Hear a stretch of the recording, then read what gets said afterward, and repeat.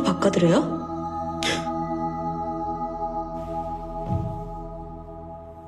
여기가 너희들한테 정말 죽을 죄를 졌다. 김해인 강정 가는 학교. 청담 국기가 귀족 학교면 나 왕족인데. 어딜 그냥 가? 너 뭐야? 어? 공 깎는 걸 괜히 안 갖고 싶은 척 깎아내리는 이상한 고집이 있다고 하더라. Cerita dimulai dengan menampilkan seorang gadis miskin berpura-pura menjadi mahasiswa universitas ternama dan datang ke rumah mewah untuk menjadi guru les privat. Diam-diam, ia mengenakan pakaian dan sepatu milik gadis kaya itu, lalu memotret dirinya dan mengunggahnya ke Instagram, berpura-pura menjadi orang kaya. Ia bahkan dengan bangga mengenakan seragam sekolah menengah atas yang dipesan khusus oleh si gadis kaya. Tak disangka, gadis kaya itu pulang lebih awal untuk melihat seragam barunya, membuat si gadis miskin ketakutan dan buru-buru bersembunyi di bawah tempat tidur. Mengapa sepotong seragam sekolah bisa membuat dua orang begitu menginginkannya? Ternyata seragam itu adalah simbol sekolah elit, sekolah menengah internasional Cheongdam-dong, di mana biaya sekolah per tahun mencapai 100 juta won. Para siswa di sana, baik putra maupun putri, selalu tampil dengan riasan sempurna, membawa tas bermerek seharga jutaan. Bahkan untuk makan siang saja mereka menyewa seluruh restoran. Mereka dengan mudah membeli motor seharga lebih dari 50 juta won hanya dengan kartu yang diberikan ibu mereka. Dan pakaian yang dibeli untuk menyatakan cinta pun bernilai jutaan won. Jika ditolak, pakaian itu langsung dibuang seperti sampah. Tentu saja di sekolah itu juga ada siswa dari keluarga miskin yang masuk lewat ujian. Mereka biasanya dijadikan bawahan oleh para anak konglomerat dan disuruh untuk membuli teman-teman lain. Pemimpin kelompok ini adalah Gina, putri tunggal dari keluarga konglomerat besar. Ia sangat arogan. Bahkan saat rapat komite anti kekerasan sekolah, ia tetap santai bermain kuku dan mengejek guru di depannya karena miskin, menggunakan laptop lama yang sudah tidak dipakai lagi oleh keluarganya. Saat guru hendak marah, sekelompok siswa masuk dan mengaku bersalah demi melindungi Gina. Jika ini sekolah bangsawan, maka aku adalah keluarga kerajaan, katanya. Sebagai putri tunggal konglomerat, Gina menganggap bahwa lahir dari keluarga miskin adalah sebuah kesalahan. Ia bahkan meremehkan guru yang mengajarinya, tidur di kelas, dan saat ditegur guru bahasa Inggris karena sikap belajarnya yang buruk, ia malah mengejek pengucapan guru itu di depan umum. Namun, ratu sekolah yang berkuasa ini akan segera menghadapi musuh terbesarnya. Haerin, gadis miskin. 3 bulan sebelumnya, Haerin masih bersekolah di SMA perempuan biasa. Ia berprestasi tapi keluarganya miskin. Untuk mencari uang, ia berpura-pura menjadi mahasiswa Universitas Korea, seperti sahabatnya dan melamar menjadi guru les di rumah mewah. Ibu rumah tangga itu tampak ramah, tapi kata-katanya penuh kesombongan. Putrinya, Nayeon, ingin masuk SMA Internasional Cheongdam, yang biasanya hanya bisa dimasuki lewat kekayaan dan koneksi. Namun nilai matematika Nayeon sangat buruk, sehingga koneksi pun tak membantu.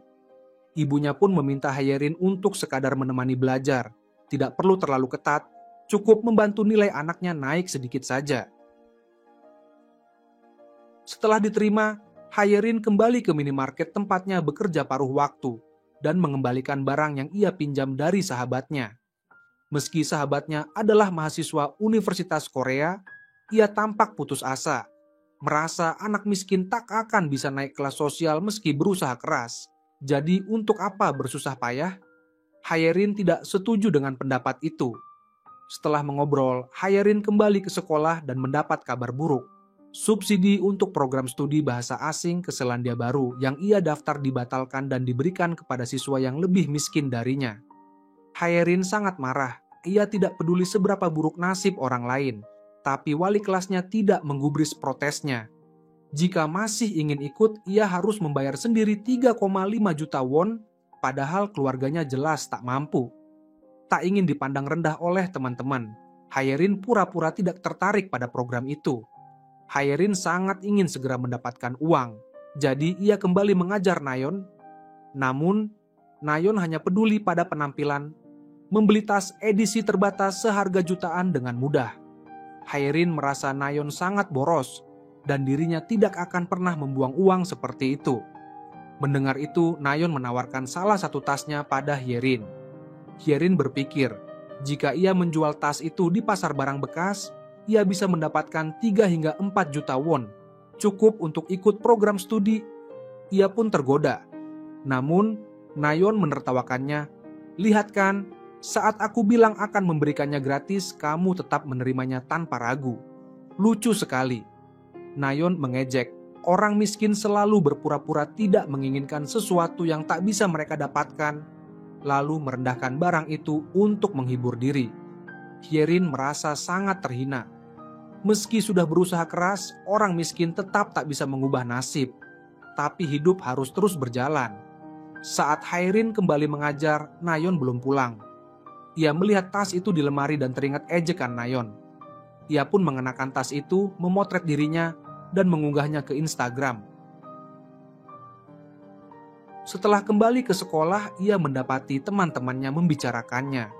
Rupanya mereka mendengar percakapan Haerin dengan wali kelas soal beasiswa dan program studi, lalu menertawakannya karena pura-pura tidak tertarik, padahal sebenarnya ingin ikut, serta mengejek latar belakang keluarganya yang miskin.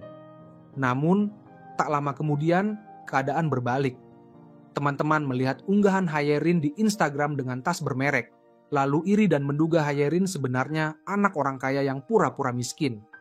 Demi menjaga citra itu, Haerin mengaku dirinya memang anak orang kaya. Untuk mempertahankan citra sebagai anak konglomerat, Haerin selalu datang lebih awal ke rumah Nayeon. Diam-diam mengenakan pakaian dan sepatu Nayeon, lalu mengunggah fotonya ke Instagram. Teman-teman bertanya mengapa ia tidak mengenakan pakaian mahal itu ke sekolah. Haerin beralasan sejak kecil ia selalu bekerja paruh waktu untuk uang jajan dan tidak ingin terlihat berbeda di sekolah, juga tak mau memamerkan barang mewah yang dibelikan orang tua. Banyak yang percaya ia benar-benar mandiri dan kaya. Teman-teman menyarankan ia lebih sering mengunggah foto, karena jika pengikutnya mencapai 10.000, ia bisa mendapat banyak sponsor dan penghasilan jutaan per bulan. Haerin pun semakin mantap berpura-pura sebagai gadis kaya.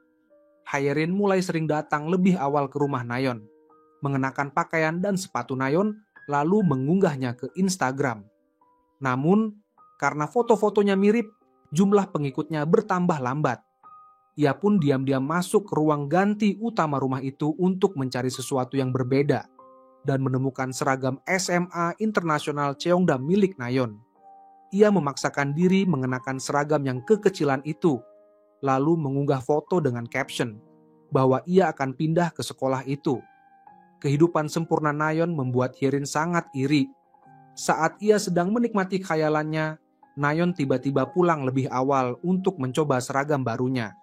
Hyerin buru-buru melepas seragam itu dan bersembunyi di bawah tempat tidur. Nayeon mencari seragamnya, tapi tidak menemukannya. Saat hendak pergi, ia mendengar suara dari ponsel Haerin, lalu melihat foto Haerin mengenakan seragamnya di Instagram, juga foto-foto lain saat Haerin mengenakan pakaiannya. Ketahuan, Haerin pun keluar dari bawah tempat tidur.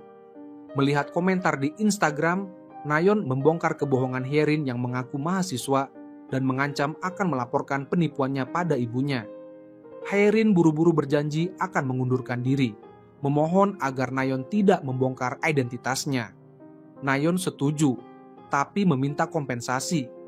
Haerin harus mengerjakan semua PR-nya. Haerin bahkan mengajak sahabatnya untuk membantu. Ia menceritakan pada sahabatnya bahwa awalnya ia berbohong karena tak ingin dipermalukan di depan teman-teman. Tidak mau menerima kenyataan bahwa ia miskin dan harus dihina. Setelah beberapa kali berpura-pura jadi gadis kaya, ia mulai ketagihan dan menikmati pujian. Sahabatnya menertawakan kebodohannya, tapi untungnya Nayeon hanya memintanya mengerjakan PR. Namun, kenyataannya Haerin juga harus menjadi asisten dan pelayan Nayeon, melayani segala kebutuhannya. Jika Nayeon tidak puas, Haerin harus mengulang sampai ia senang. Permintaan Nayeon semakin berlebihan, bahkan meminta Haerin mengerjakan PR teman-temannya juga. Haerin sangat tidak senang. apalagi ia sampai mengabaikan pelajarannya sendiri. Nayeon berjanji setelah ujian masuk selesai, ia akan membebaskan Haerin. Terpaksa, Haerin menyetujui, tanpa tahu Nayeon sedang merencanakan sesuatu yang lebih jahat. Suatu hari saat Haerin hendak mengikuti ujian tengah semester, ia mendapat telepon dari Nayeon yang meminta Haerin mengambilkan naskah pidatonya di rumah. Karena tidak ada siapa-siapa di rumah dan ibunya tidak menjawab telepon. Tanpa naskah itu, impian Nayeon masuk SMA Internasional Cheongdam akan hancur. Dan jika gagal, ia pasti akan membongkar semua kebohongan Haerin. Terpaksa, Haerin meninggalkan ujian tengah semesternya demi membantu Nayeon. Namun, ternyata itu hanya jebakan untuk menguji apakah Haerin akan selalu menuruti perintahnya bahkan saat ujian penting. Setelah Haerin datang, Nayeon menertawakannya dan membuang naskah pidato itu ke tempat sampah. Haerin kembali ke sekolah dengan perasaan terhina dan dimarahi guru karena absen ujian. Ia menangis menatap dirinya di cermin, teringat semua hinaan orang kaya padanya. Marah, ia memutuskan untuk membalas dendam pada Nayeon.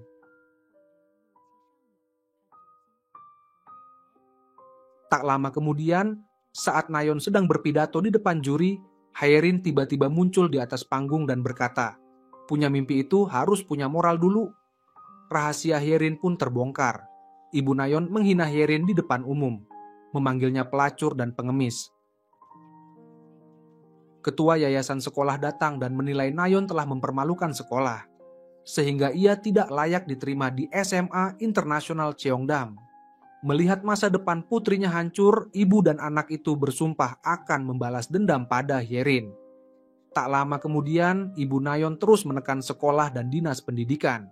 Sementara Nayeon membeberkan semua perbuatan Haerin di Instagram, menuduhnya mencuri barang. Mereka bahkan berencana menuntut sahabat Haerin, Sonju, ke pengadilan dan menuntut ganti rugi besar hingga membuat keluarga Haerin bangkrut. Haerin segera mendapat kabar dari guru bahwa ia akan dikeluarkan dari sekolah karena memalsukan dokumen. Di kelas, ia juga mendapat cibiran dari teman-teman. Ia tak menyangka akibatnya akan separah ini, membuat hidupnya yang sudah suram semakin terpuruk. Setelah berpikir panjang, Haerin memutuskan menemui ketua yayasan SMA Internasional Cheongdam untuk memohon agar Nayeon diberi kesempatan masuk, berharap bisa berdamai dengan ibu dan anak itu. Ia menjelaskan bahwa dirinya selalu berprestasi dan hanya sesekali tergoda melakukan kebodohan. Ketua yayasan hanya menertawakannya, merasa menolong Haerin tidak ada gunanya. Ulah Haerin sudah mencoreng nama baik sekolah, jadi permintaannya mustahil dikabulkan. Anggap saja ini pelajaran hidup. Seberapa keras pun berusaha, kamu tetap tak bisa mengubah nasib, katanya. Haerin pun pergi dengan kecewa. Sebelum meninggalkan sekolah, Haerin masuk ke toilet perempuan dan bertemu seorang siswa laki-laki yang diam-diam masuk untuk merokok. Haerin mengira ia seorang mesum, tapi siswa itu buru-buru menjelaskan bahwa ia hanya ingin merokok di sana karena pernah terjadi kejadian aneh. Seorang siswi pernah melahirkan di toilet itu, sehingga dianggap sial dan tak ada yang mau masuk. Siswa itu mengenali Haerin sebagai gadis yang pernah membuat keributan dengan seember air dan merasa Haerin cukup unik. Tak ingin hidupnya hancur begitu saja, Haerin meminta bantuan siswa itu. Malam harinya, siswa itu membantu Haerin masuk ke SMA Internasional Cheongdam lewat pagar dan membawanya ke tempat parkir, menunjukkan mobil ketua yayasan. Haerin menunggu di sana, berharap bisa bertemu dan memohon sekali lagi. Namun, malam itu ketua yayasan pulang dengan mobil lain, sehingga usahanya sia-sia. Saat hendak pulang, tiba-tiba terdengar suara keras di belakangnya. Seorang siswi tergeletak bersimbah darah, kehilangan kesadaran. Haerin sangat ketakutan, napasnya memburu, lalu menengadah ke atap dan melihat pemandangan yang membuatnya merinding. Melihat seseorang jatuh dan berdarah di depan matanya membuat Haerin gemetar dan menangis, berteriak meminta tolong di kampus yang sepi.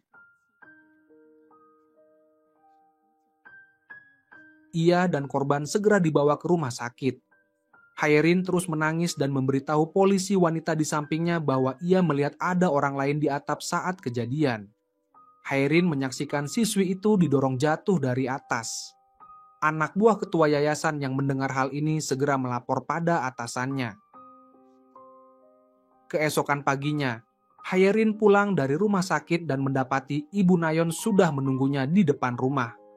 Berbeda dari biasanya, Ibu Nayeon kini tersenyum ramah dan memberitahu bahwa ia telah mencabut tuntutan terhadap Hyerin dan akan menjelaskan pada sekolah bahwa semua itu hanya kesalahpahaman. Ternyata Nayeon sudah mendapat izin khusus dari ketua yayasan untuk diterima kembali di SMA Internasional Cheongdam, sehingga ibunya datang untuk berdamai dengan Hyerin. Meski tak tahu bagaimana Hyerin yang miskin dan tak punya koneksi bisa membujuk ketua yayasan melakukan sesuatu yang bahkan keluarga Nayeon tak mampu lakukan. Namun karena tujuannya sudah tercapai, Ibu Nayeon tak lagi mempersulit Hyerin dan bahkan memberinya hadiah sebagai tanda terima kasih. Baru saja melewati mimpi buruk, Hyerin masih linglung dan tak mengerti maksud Ibu Nayeon. Ia pulang ke rumah dengan langkah berat sambil membawa hadiah itu.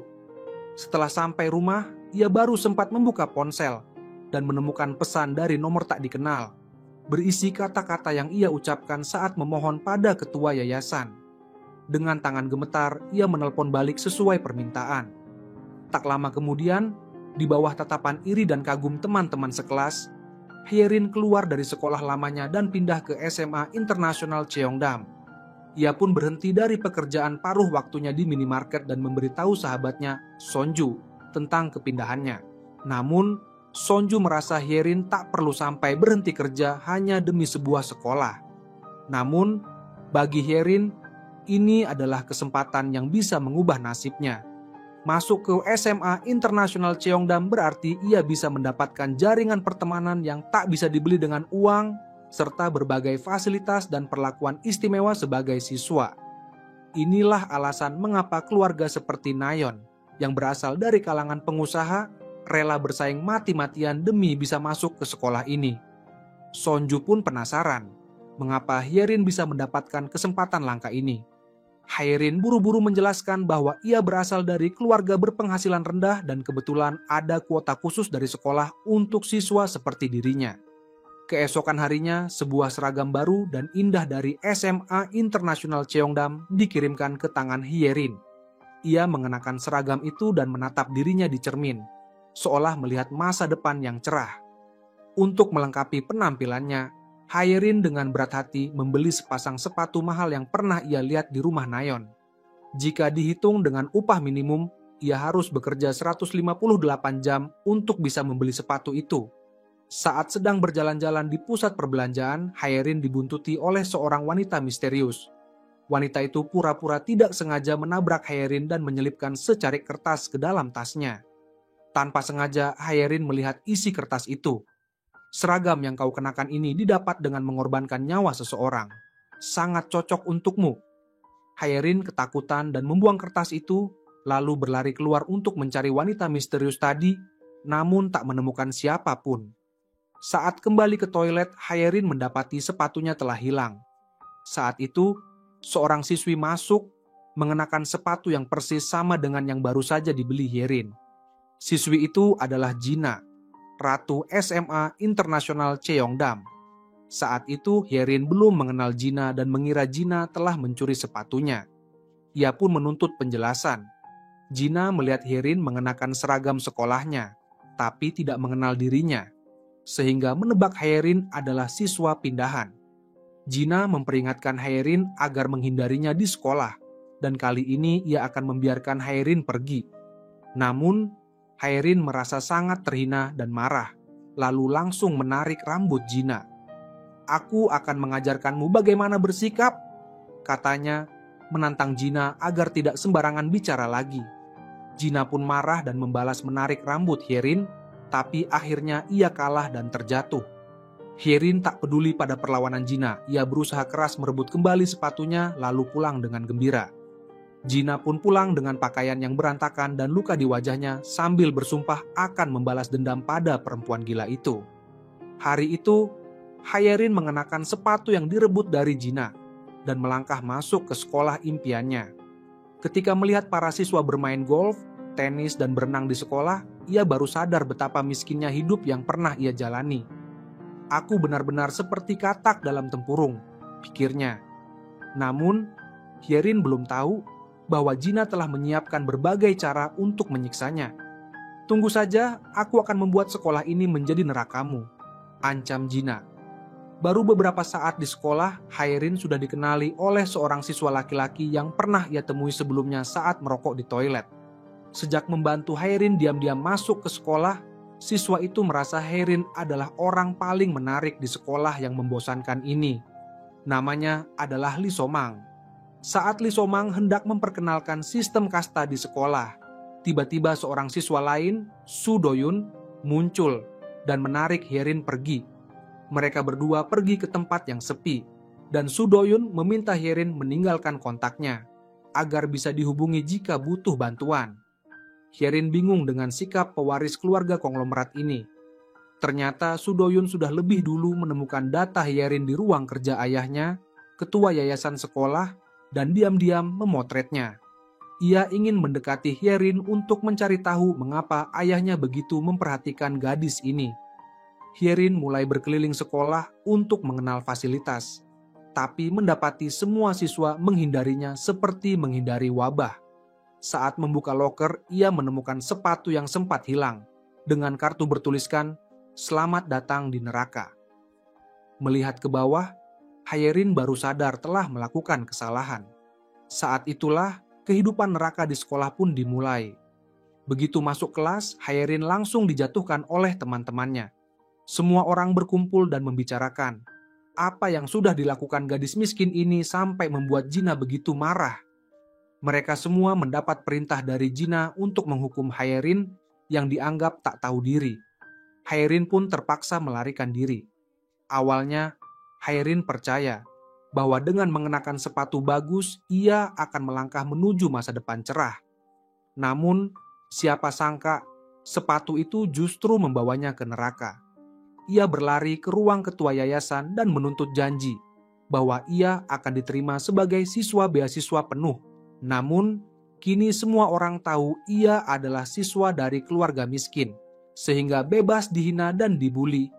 Haerin menuntut tanggung jawab ketua yayasan, tapi pria itu malah mengejeknya. "Biaya sekolah di sini setahun 1 miliar, sekolah ini tidak bisa dimasuki orang biasa. Kalau kau tidak sanggup bertahan, aku bisa bantu urus kepindahanmu ke sekolah lama. Karena ini memang hanya sebuah transaksi."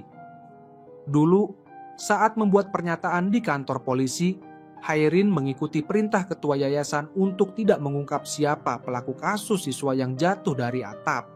Sebagai imbalan, ia diberi beasiswa penuh. Haerin tentu tak mau menyerah begitu saja, karena ini satu-satunya kesempatan mengubah nasib. Kesempatan itu memang sangat menggoda, seperti sepatu indah yang dikenakan Haerin. Namun, sepatu itu sama sekali tidak cocok untuknya, bahkan membuat tumitnya berdarah. Melihat Haerin yang begitu menderita, Gina merasa sangat puas. Semua yang dialami Haerin hari itu adalah upacara penyambutan yang sengaja disiapkan Gina. Barulah Haerin sadar bahwa semua yang membulinya adalah atas hasutan Gina. "Orang sepertimu pantas," ejek Gina. "Kau pikir kau siapa?" Begitu Haerin membalas, para pendukung Gina langsung mengerumuninya, siap membantu Gina menghajarnya. "Begitu aku, baik Gina, menargetmu, hidupmu di sekolah ini tamat." Barulah Haerin sadar, ia telah menyinggung putri konglomerat paling berkuasa di Korea. Terpojok, Haerin menanduk kepala Gina dan melarikan diri. Saat sampai di ujung lorong, seorang siswi bernama Oh Seun menyelamatkannya. Melihat kaki Haerin yang lecet, Oh Seun memberikan sepasang sepatu kotor. Dari Oh Seun, Haerin baru tahu bahwa Gina sangat berkuasa di sekolah, memimpin klub berlian yang beranggotakan para siswa kaya, dan tak ada yang berani melawannya. Bahkan jika Haerin tidak menyinggung Gina, statusnya sebagai siswa miskin sudah cukup untuk dijadikan sasaran bullying. Haerin khawatir Oh Seun akan ikut celaka, sehingga ia memilih pergi. Saat itu ia teringat Soo Do-yun pernah menawarkan bantuan, lalu mengirim pesan minta tolong. Namun, belum sempat mendapat jawaban, teman-teman sudah menemukannya dan mulai mengepung. Meskipun Haerin mengancam akan merekam dan mengunggah aksi mereka ke internet agar polisi atau komite anti-bullying turun tangan, mereka hanya menertawakannya. "Aib, Itu hanya menakutkan bagi orang rendahan sepertimu yang tak punya pilihan hidup. Mereka tak pernah khawatir hidup mereka akan ternoda, karena di belakang mereka ada kekuatan dan koneksi yang tak bisa dibayangkan Haerin. Tak ada jalan keluar, Haerin nekat melompat dari lantai 2. Untungnya Sudoyun muncul tepat waktu dan menyelamatkannya, bahkan melindungi kepalanya dengan tangan. Sudoyun sangat perhatian pada Haerin, bahkan ingin membelikannya seragam baru dan menempelkan plester di lukanya. Tanpa sengaja Sudoyun berkata, "Sebenarnya aku suka Kim Haerin." Nama Haerin dan Haerin terdengar mirip, membuat Haerin sempat salah paham dan berpikir Sudoyun menyukainya. Ia pun sempat berkhayal ingin menikah dengan Sudoyun dan menjadi orang kaya. Namun, kenyataannya Sudoyun menyukai Haerin, yaitu siswi yang sebelumnya jatuh dari atap. Ia sudah lama tahu Haerin adalah saksi kunci malam kejadian itu, sehingga ia mendekati Haerin untuk mencari tahu siapa pelaku sebenarnya. Haerin pun sadar kembali ke realita. Mengetahui Sudoyun ingin mencari kebenaran, Haerin meminta bantuan Sudoyun sebagai imbalan. Sejak hari itu, Haerin selalu ditemani Sudoyun, putra ketua yayasan, yang melindunginya di sekolah. Mereka berangkat sekolah naik mobil mewah, berjalan bergandengan tangan di kampus. Kini, Haerin tak perlu takut pada Jina dan antek-anteknya, karena tak ada yang berani menyinggung anggota klub berlian seperti Sudoyun. Ia berpura-pura berpacaran dengan Sudoyun demi bertahan hidup di sekolah. Semua orang terkejut, tapi karena status Sudoyun, tak ada yang berani membuli Haerin lagi. Mereka bahkan mulai bersikap ramah dan mengundangnya ke pesta sosialitas sekolah. Awalnya, setelah pengalaman buruk beberapa hari terakhir, Haerin enggan menghadiri pesta itu. Namun, sahabatnya menyarankan agar ia memanfaatkan kesempatan ini untuk membangun jaringan dengan para pewaris kaya, demi mengubah nasib. Haerin bingung karena tak punya gaun pesta, lalu sahabatnya menyarankan meminjam dari Nayeon. Pesta sosialita di SMA Internasional Cheongdam sangat eksklusif, bahkan Nayeon pun tak punya akses ke sana. Karena penasaran, Nayeon setuju meminjamkan gaunnya asalkan Haerin menceritakan semua pengalamannya nanti. Malam pesta pun tiba. Haerin mengenakan gaun pinjaman seharga 8 juta won dan ditemani sahabatnya melangkah ke dunia mewah yang belum pernah ia lihat. Di sana pasti ada orang yang bisa menjadi jaringan penting dalam hidupnya. Haerin dengan hati-hati memasuki pesta penuh kemewahan itu, tapi teman-teman jahatnya tetap memandang rendah dan sengaja mendorongnya hingga terjatuh. Seorang gadis cantik pura-pura menolong, tapi justru mendorong Haerin lagi hingga gaunnya terkena tumpahan anggur merah. Saat itu Jina, sang ratu sosialita, berjalan mendekat, mengambil sebotol anggur, dan dengan dingin menuangkan seluruh isinya ke gaun Haerin. Awalnya hanya sedikit noda, kini seluruh gaun berubah merah menyala. Jina mengejek Haerin yang tak tahu diri, mengira bisa menjadi Phoenix hanya karena dekat dengan Sudoyun. "Orang sepertimu meski terlahir kembali tetap saja rendahan," katanya. Haerin ingin membalas, tapi dihalangi satpam. Ia tak mengerti mengapa hanya dirinya yang ditangkap, padahal Jina juga membuat keributan. Teman di sampingnya mengingatkan, semua satpam di sana adalah bawahan ayah Jina. Ia adalah sosialita paling berkuasa, tak ada yang bisa menyentuhnya. Ternyata semua ini adalah jebakan yang dirancang Jina dan Nayeon untuk mempermainkan Haerin. Mendengar kejadian di pesta, Sudoyun datang menemui Jina dan memintanya berhenti bertindak kekanak-kanakan. Namun, Jina balik mengejek. Orang kelas atas seperti kita tak seharusnya bergaul dengan rakyat jelata. Sebagai pewaris konglomerat, kita tak akan pernah mendapat cinta sejati. Baik Haerin maupun Haerin, mereka hanya menganggapmu sebagai alat untuk naik kelas. Di saat yang sama, Nayeon menuntut Haerin mengganti gaun seharga 8 juta won dalam waktu sebulan. Jumlah sebesar itu tentu saja membuat Haerin yang miskin merasa putus asa. Demi uang, Haerin membawa sekantong pakaian baru untuk dijual ke seorang kenalan online. Mereka janjian bertemu di depan hotel. Namun kejadian itu dilihat oleh Lee So-mang, siswa yang sebelumnya membantu Haerin. Ia mengira Haerin sedang melakukan transaksi terlarang, lalu memukuli pembeli itu. Setelah tahu kebenarannya, Lee Somang meminta maaf. Tapi Hyerin tetap menjual barangnya dan mengabaikan permintaan maaf Lee Somang. Gara-gara ulah Lee Somang, pembeli itu membayar 50.000 won lebih sedikit. Meski tak bisa membantu membayar 8 juta won, Lee Somang tetap mengantar Hyerin pulang naik sepeda motor. Keluarga Lee Somang sebenarnya juga kaya, tapi ia berkepribadian baik dan mau berteman dengan Hyerin. Uang hasil jualan barang bekas jelas tak cukup, jadi Hyerin mulai mencari pekerjaan paruh waktu. Meski kebanyakan harus bekerja malam, ia pun harus memikirkan cara lain. Di sekolah, kebencian teman-teman pada Hyerin masih ada, tapi ia mulai menjadi lebih kuat. Saat teman-teman menempelkan kertas bertuliskan siswa miskin di punggungnya, ia tak terlalu peduli. Menghadapi tekanan Jina, Hyerin justru penasaran. Mengapa Jina yang begitu berkuasa malah merasa terancam oleh dirinya yang miskin, sampai rela membuang waktu dan tenaga untuk mengganggu hidupnya. Meski ucapan Hyerin masuk akal, Jina tentu tak akan membiarkannya begitu saja. Jina ingin Hyerin pergi dari sekolah, bahkan menawarkan uang 8 juta won. Jumlah yang sama dengan harga gaun pesta, dengan syarat Hyerin harus keluar dari sekolah. Jina memberinya waktu 1 minggu untuk mempertimbangkan tawaran itu. Selama Hyerin bersedia mengundurkan diri dari sekolah, Jina akan membayarnya. Jika Hyerin pergi lebih awal, jumlah uang yang diterima pun akan lebih besar. Syarat yang menggiurkan ini membuat Hyerin terdiam dan berpikir keras.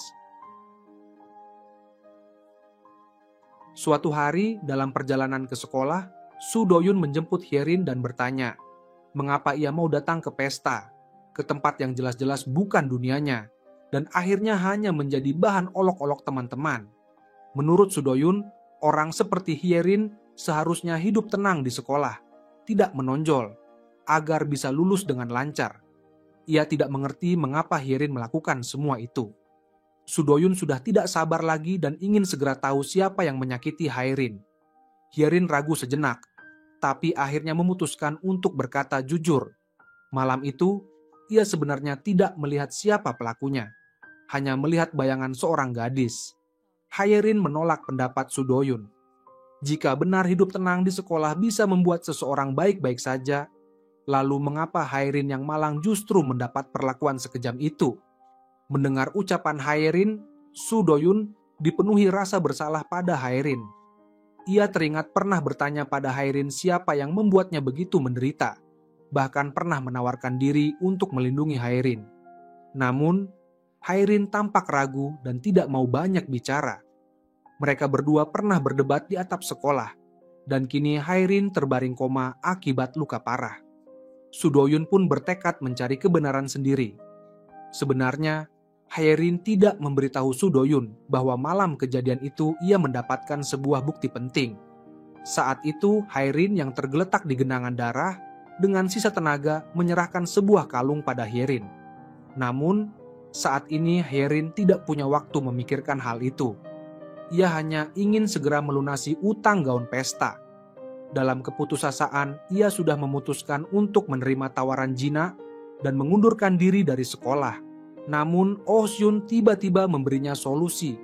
Hyerin tidak perlu keluar dari sekolah, tapi tetap bisa mendapatkan uang untuk membayar gaun. Oh Hyun menyarankan agar Hyerin meminjam uang pada Lee Dokmin, seorang rentenir pribadi di sekolah.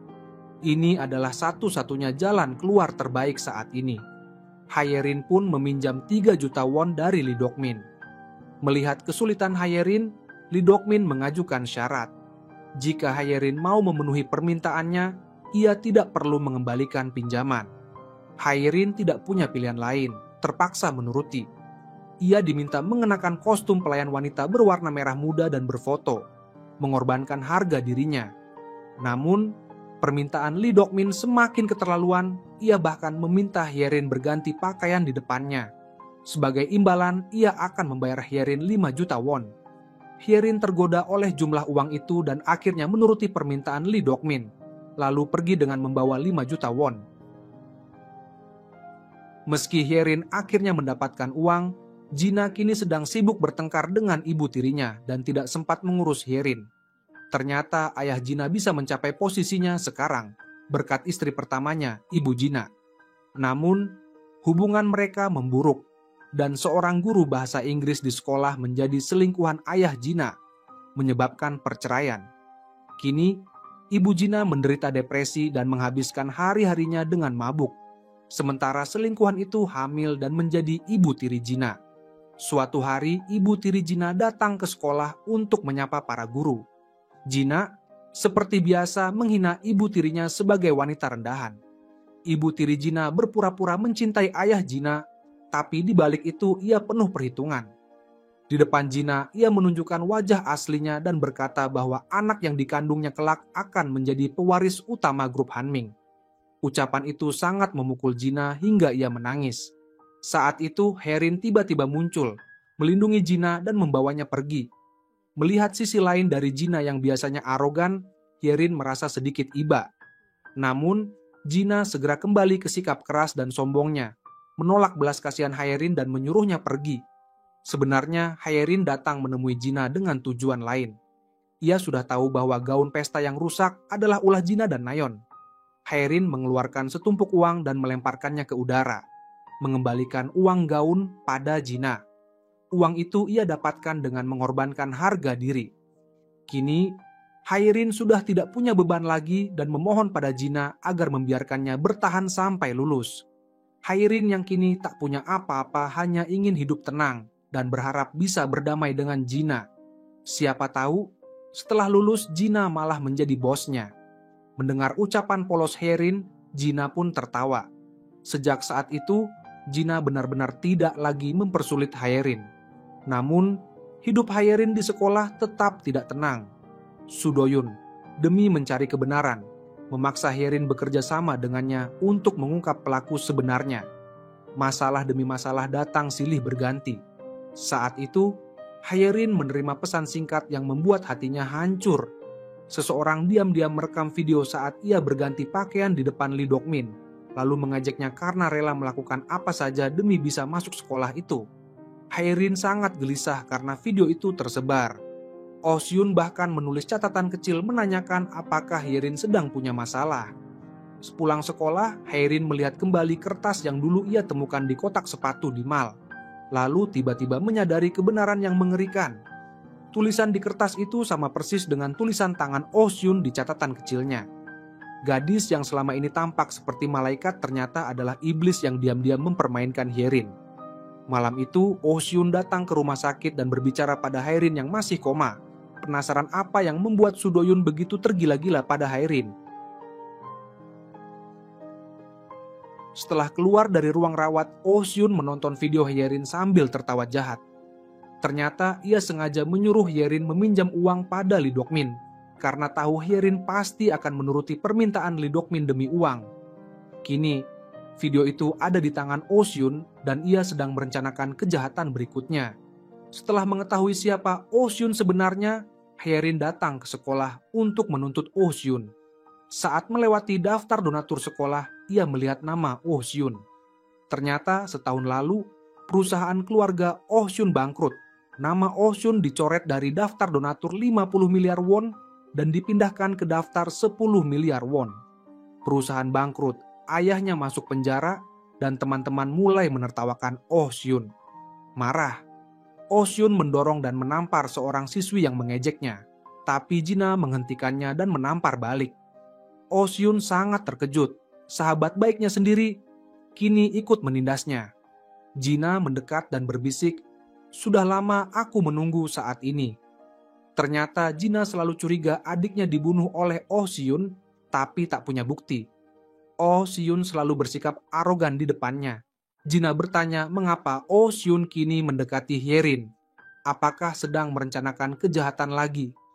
Gina menyarankan Oh Seun berhenti, tapi Oh Seun tidak peduli dan pergi setelah mengejek Gina. Oh Seun kembali ke studio seni dan menemukan Herin sedang mencari sesuatu. Ia langsung berpura-pura polos tapi ucapannya sangat menyakitkan. Ia menuduh Herin melakukan berbagai kejahatan demi bisa mengenakan seragam sekolah itu, termasuk menutupi identitas pelaku. Herin buru-buru menjelaskan bahwa malam itu ia hanya kebetulan lewat di tempat kejadian dan tidak tahu siapa pelakunya. Namun, karena ia ada di sana, Haerin menjadi satu-satunya saksi. Oh Hyun mendekat dan dengan sengaja membisikkan nama pelaku yang melukai Haerin, yaitu Baek Jina. Mendengar itu, Haerin sangat terkejut. Tapi setelah dipikir-pikir, ia ragu karena saat pertama kali bertemu Jina sama sekali tidak mengenalinya sebagai saksi di tempat kejadian. Haerin tidak percaya Jina adalah pelakunya. Oh Hyun tidak mau mendengar alasan Haerin dan langsung memaksa Haerin mengatakan pada polisi bahwa ia melihat Jina mendorong seseorang dari lantai atas. Haerin merasa Oh Hyun sudah gila karena menuduh orang sembarangan, lalu bersiap pergi. Namun, Oh Hyun mengancam dengan video Haerin yang berganti pakaian demi 5 juta won.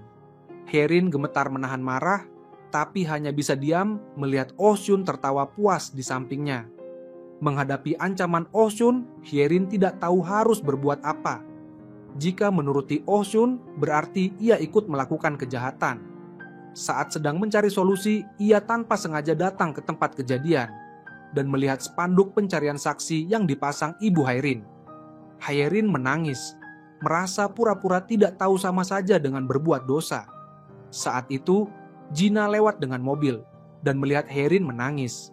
Melihat tempat itu, Jina teringat saat Haerin memintanya bertemu di atap sekolah.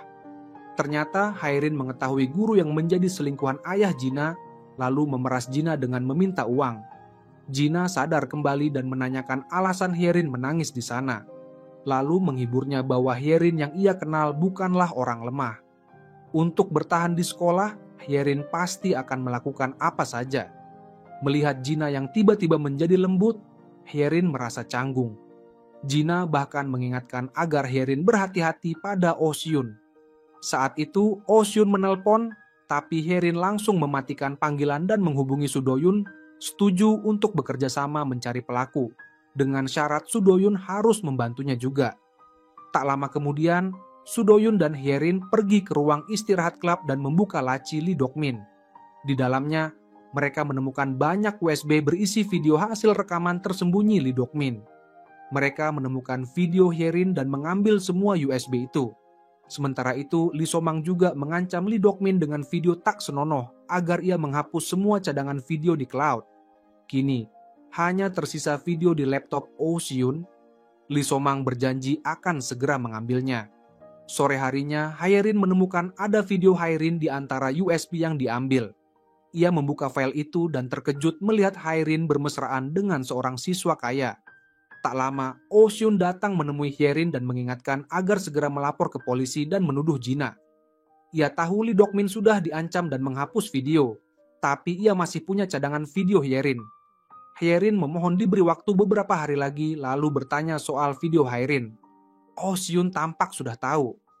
Ternyata setelah mendapatkan video itu, Oh Hyun langsung menemui Haerin dan mengancamnya agar menemui Jina, jika tidak video itu akan disebarkan. Dan Sudoyun akan tahu siapa Haerin sebenarnya. Haerin pun terpaksa mengikuti perintah Oh Hyun dan pergi ke atap sekolah menemui Jina. Haerin merasa Oh Hyun benar-benar iblis, tapi ia tak bisa melawan karena sudah dipegang kelemahannya. Sudoyun yang melihat Haerin murung, mengajaknya ke pesta perayaan klub Faiyaipa. Malam itu, siswa yang bermesraan dengan Haerin di video, Woojin, bertunangan dengan pacarnya. Semua teman datang memberi selamat. Saat istirahat, Haerin berpikir untuk menunjukkan video Haerin pada Sudoyun, tapi melihat wajah bahagia Sudoyun saat menyebut nama Haerin, ia tak tega. Setelah kembali ke pesta, Haerin tanpa sengaja melihat kalung yang dikenakan pacar Woojin, tampak sangat familiar. Dari Jina, ia tahu kalung itu edisi terbatas yang hanya bisa dibeli orang berpengaruh. Haerin pun mulai curiga. Tak lama Jina yang mabuk mendatangi Sudoyun dan menuduhnya marah karena Haerin. Persahabatan mereka selama 18 tahun hancur gara-gara Haerin. Mendengar Jina menuduh Haerin, Sudoyun sangat marah dan mulai curiga Jina adalah pelaku yang melukai Haerin. Hanya keluarga konglomerat yang bisa menutupi kejahatan seperti itu dan pelakunya juga perempuan, Jina sangat cocok. Jina tidak percaya Sudoyun menuduhnya demi Haerin, lalu membongkar bahwa Haerin pernah memerasnya dan tidur dengan Woojin. Sudoyun terkejut dan terdiam. Jina keceplosan, pesta pun rusak. Gina menemui pacar Wujin untuk meminta maaf. Tapi ternyata pacar Wujin sudah tahu dan tidak sedih, malah senang karena kini bisa mengendalikan Wujin. Gina hendak pulang. Hyerin meminta diantar karena tidak ada bus. Untuk pertama kalinya, Gina datang ke rumah Hyerin yang sederhana. Hyerin memanfaatkan kesempatan itu untuk menunjukkan kalung yang dulu diberikan Hyerin padanya. Kalung itu sama persis dengan milik pacar Wujin. Gina langsung menebak pelakunya adalah pacar Wujin. Ternyata, malam kejadian, setelah diancam Oh Seun, Hyerin mengirim video itu ke Wujin dan memintanya datang ke atap sekolah untuk memerasnya. Pacar Wujin yang tahu hubungan mereka sangat marah, lalu datang ke atap dan bertengkar dengan Hyerin. Dalam perkelahian, Hyerin terjatuh dari atas dan kalung pacar Wujin putus.